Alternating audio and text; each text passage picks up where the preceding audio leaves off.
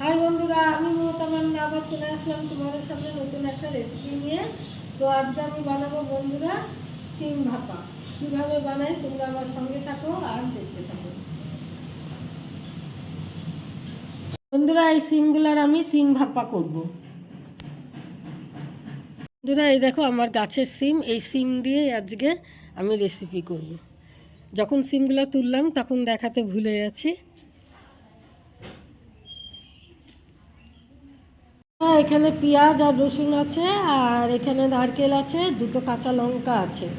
তো এইগুলো আমি সব জারের মধ্যে দিয়ে দেব।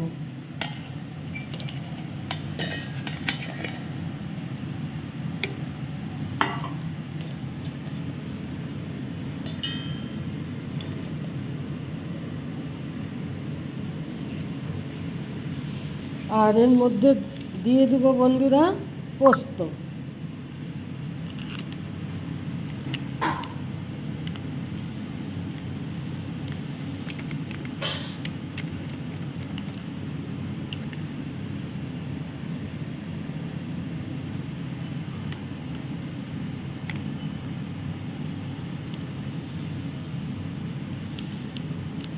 এবার এটাকে আমি মশলা বানিয়ে নেব।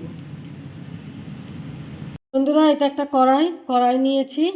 তো কড়াইয়ের মধ্যে আমি এই সিমগুলো সব দিয়ে দেব। এটা হলো পরিষ্কার করা সিম, ধুয়ে পরিষ্কার করে নিয়েছি।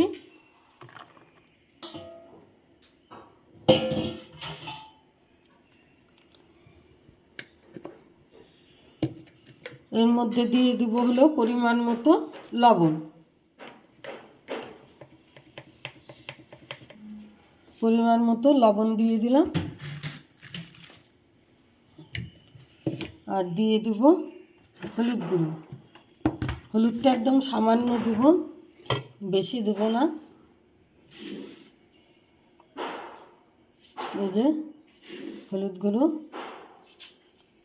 দিয়ে দিলাম, জিরে পাউডার দিয়ে দিলাম, ধনিয়া পাউডার,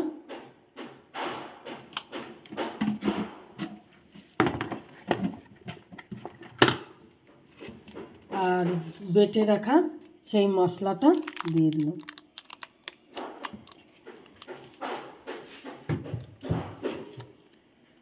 এটা হলো দুটো লঙ্কা আর পেঁয়াজ, রসুন আর নারকেল পোস্ত।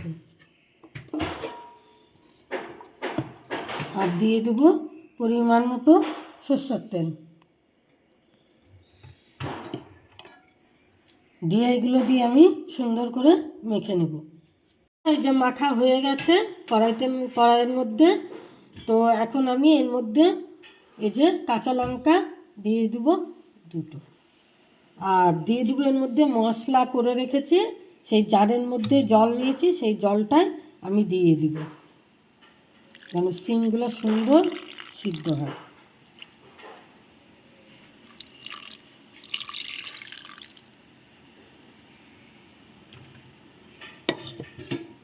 জলটা দিয়ে দিলাম। তো এখন এটা আমি গ্যাসের মধ্যে বসিয়ে দেব।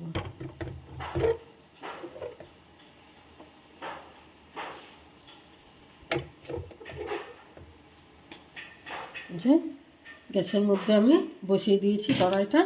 তো এখন এটাকে আমি ভালো করে ঢেকে দেব ঢাকনা দিয়ে।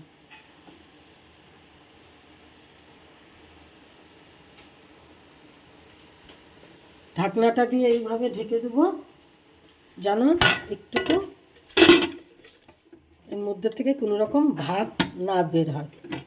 তো সিম ভাপাটা হতে থাক ততক্ষণে। রেডি হয়ে গেছে সিম ভাপা, কড়াই থেকে নামিয়ে নিয়েছি। তো এখন আমি এর ওপর একটু কাঁচা সরষের তেল ছড়িয়ে দেবো। একটু বেশ ঝাঁঝ লাগবে, খেতে বেশ মজা লাগবে। বন্ধুরা, রেডি হয়ে গেছে সিম ভাপা।